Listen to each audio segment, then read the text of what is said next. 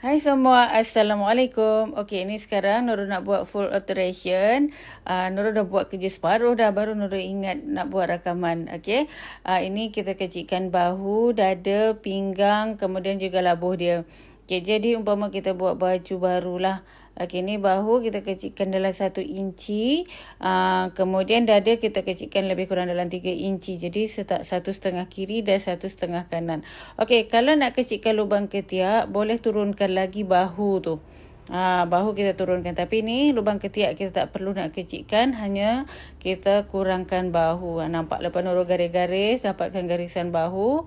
Kemudian kita potong bahagian belakang dulu. Kemudian kita kerut sedikit untuk bahagian depan. Okey, untuk dada kita dah tolak tadi 1,5 kiri dan 1,5 kanan.